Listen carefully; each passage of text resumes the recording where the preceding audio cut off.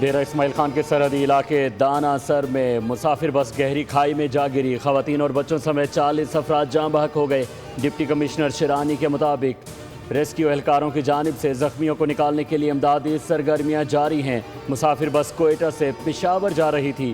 حادثہ خطرناک موڑ کاٹتے ہوئے بس کے بریک فیل ہونے کے باعث پیش آیا، جس کے بعد گاڑی بے قابو ہو کر گہری کھائی میں جا گری۔ صدر مملکت آصف علی زرداری کا حادثے پر گہرے دکھ اور افسوس کا اظہار۔ جاں بحق ہونے والے افراد کے لیے دعائے مغفرت اور لواحقین سے دلی ہمدردی کی۔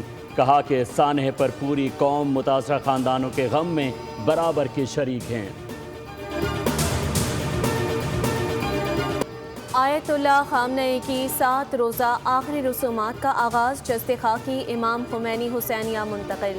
ایران بھر میں سیکیورٹی انتہائی سخت، ایرانی مسلح افواج ہائی الرٹ۔ ایرانی حکام کے مطابق نماز جنازہ میں 1.5 سے 2 کروڑ افراد کی شرکت متوقع۔ پاکستان کی اہم سیاسی، مذہبی، سماجی اور میڈیا سے وابستہ شخصیات تہران پہنچ گئیں۔ وزیر اعظم شہباز شریف کی سربراہی میں اعلیٰ حکومتی وفد آج تہران جائے گا۔ مجتبی خامنئی والد کی نماز جنازہ میں شرکت نہیں کریں گے۔ ایرانی صدر مسعود پزشکیان نے اپنے تعزیتی پیغام میں کہا کہ آیت اللہ خامنئی کی وفات نے امت مسلمہ کو گہرے صدمے سے دوچار کیا۔ یہ سرخ سفر کا اختتام نہیں، بلکہ اتحاد، استقامت اور ترقی کے ایک نئے باب کا آغاز ہے۔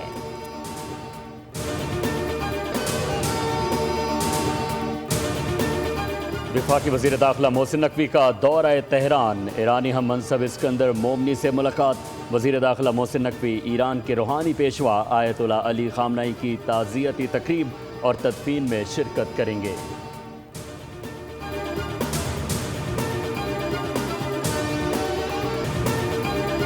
ایران ہماری تقریباً تمام ضروری شرائط ماننے پر آمادہ ہو گیا ہے۔ امریکی صدر کا دعویٰ، ٹرمپ نے کہا کہ ایران میں مہنگائی 300% ہے۔ حال ہی میں ایران کا نیا ریڈار سسٹم دوبارہ اڑا دیا، اب ایران کے پاس کوئی ریڈار نہیں۔ امریکی صدر نے کہا کہ پاکستان اور بھارت کے درمیان جنگ میں 11 طیارے گرائے گئے۔ پاکستانی وزیر اعظم نے کہا کہ میں نے جنگ روک کر 3 کروڑ افراد کو بچایا۔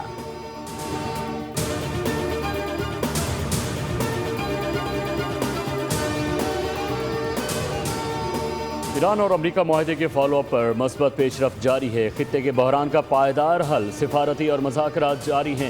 اقوام متحدہ میں پاکستان کے مستقل مندوب عاصم افتخار کا خطاب، کہا کہ فریقین بات چیت جاری رکھنے پر متفق ہیں۔ خطے میں کشیدگی کم کرنا اولین ترجیح ہے۔ تنازع اگر نہ روکا گیا تو یہ خطے میں کشیدگی اور عدم استحکام کا باعث بن سکتا ہے۔ پاکستان نے ذمہ داری کے احساس کے تحت ثالثی کا آغاز کیا تاکہ خطے میں امن، استحکام اور انسانی جانوں کا تحفظ یقینی بنایا جا سکے۔ میڈیا انفلوئنسرز کے ساتھ اعلیٰ سیکیورٹی عہدیدار کی بھارت سے متعلق اہم نشست۔ سیکیورٹی ذرائع کے مطابق بھارت اندرونی مسائل سے توجہ ہٹانے کے لیے خطے میں عدم استحکام پھیلا رہا ہے۔ بھارتی قیادت زمینی حقائق تسلیم کرنے سے گریزاں ہے۔ ہندوتوا نظریہ نے بھارت کے سیکولر تشخص کو متاثر کیا۔ مذہبی شدت پسندی بھارت کے اندرونی چیلنجز میں اضافہ کر رہی ہے۔ اکھنڈ بھارت کا تصور توسیع پسندانہ سوچ کی عکاسی کرتا ہے۔ بھارت میں اقلیتوں کی صورتحال پر عالمی توجہ کی ضرورت، مسلمانوں اور دیگر اقلیتوں کو امتیازی رویوں کا سامنا ہے۔ مارکہ حق میں کامیابی پاکستان کے ماتھے کا جھومر ہے۔ مارکہ حق میں کامیابی نے پاکستان کو دنیا میں منفرد مقام دلایا۔ وزیر اعظم اور فیلڈ مارشل کی قیادت میں مارکہ حق میں فتح نصیب ہوئی۔ وزیر اعلیٰ پنجاب مریم نواز کا پیغام امن کمیٹی کے اراکین سے خطاب، کہا کہ ہمیں 2 طرح کے دشمنوں کا سامنا ہے۔ دہشت گرد معاشرے کو عدم استحکام کا شکار کرنے کے در پہ ہیں۔ ہمیں اپنے معاشرے کی اصلاح کے لیے علماء کرام کی خدمات کی اشد ضرورت ہے۔ قیام امن کے لیے صوبائی کابینہ، آئی جی پنجاب، انتظامیہ بھرپور محنت کر رہے ہیں۔ آنے والے نسلوں کو بہتر تربیت کے لیے ہر اقدام کرنے کے لیے تیار ہوں۔ والدین اپنے بچوں کا مکمل خیال رکھیں۔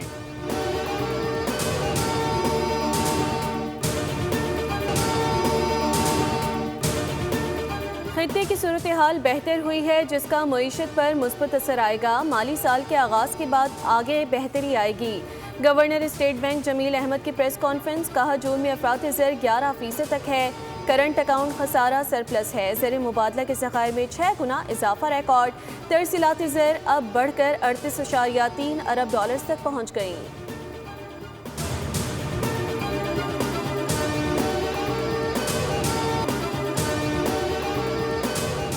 پاکستان اسٹاک مارکیٹ میں تیزی. 100 انڈیکس میں 500 سے زائد پوائنٹس کا اضافہ. انڈیکس 1,85,000 کی سطح پر ٹریڈ ہوا.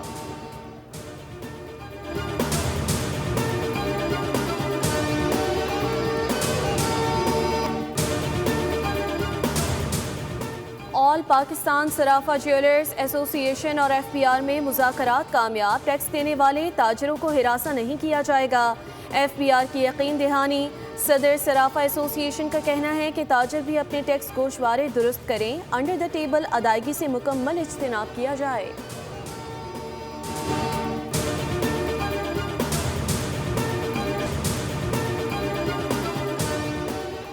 گلگت بلتستان میں آج بھی گرج چمک کے ساتھ بارش کا امکان. بالائی علاقوں میں لینڈ سلائیڈنگ کا خدشہ. مسافروں کو احتیاط کی ہدایت. ندی نالوں میں پانی کی سطح بلند ہونے کا امکان ہے. ضلع انتظامیہ نے الرٹ جاری کر دیا. محکمہ موسمیات نے سیاحوں کو غیر ضروری سفر سے گریز کرنے کی ہدایت کر دی.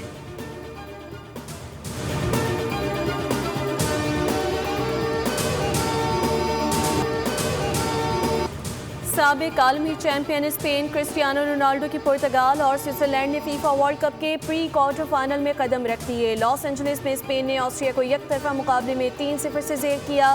میکیل نے 2 گول اسکور کیے. پرتگال نے شاندار کم بیک کرتے ہوئے کروشیا کو 2-1 سے مات دی. رونالڈو نے بھی 1 گول داغا.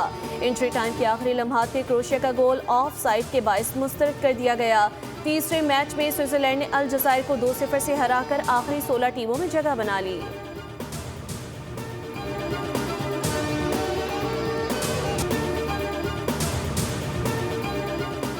فیفا ورلڈ کپ کے راؤنڈ آف 32 کے آخری روز بھی 3 میچز شیڈیول. ڈیلس میں آسٹریلیا کی ٹیم مصر کے مد مقابل آئے گی. میچ پاکستانی وقت کے مطابق رات 11 بجے شروع ہوگا. صبح 3 بجے ورلڈ چیمپئن ارجنٹینا کا ٹاکرا میامی کے کیپ ورڈے سے ہوگا. دن کے آخری میچ میں صبح 6:30 پر کولمبیا کی ٹیم کینساس سٹی میں گھانا کا سامنا کرے گی.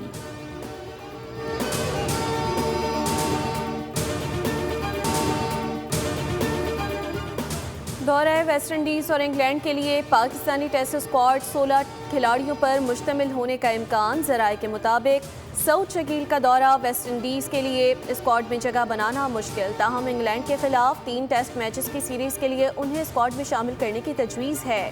ابتدائی طور پر 17 رکنی ٹیسٹ اسکواڈ کا پلان تھا. تاہم اب اسکواڈ 16 کھلاڑیوں پر مشتمل ہوگا. ذرائع کا کہنا ہے کہ اسکواڈ کے انتخاب پر مشاورت جاری ہے. اعلان جلد متوقع.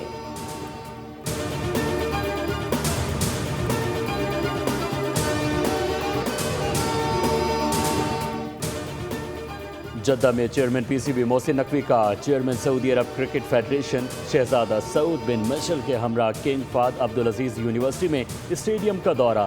محسن نقوی نے اسٹیڈیم کے مختلف حصوں کا جائزہ لیا. انکلوجرز کا معائنہ کیا اور ممکنہ تبدیلیوں کے حوالے سے تبادلہ خیال بھی کیا. محسن نقوی کا کہنا تھا کہ اسٹیڈیم سے سعودی عرب میں کرکٹ کے فروغ میں بے حد مدد ملے گی اور جلد یہاں بین الاقوامی ایونٹس کا انعقاد ممکن ہو سکے گا.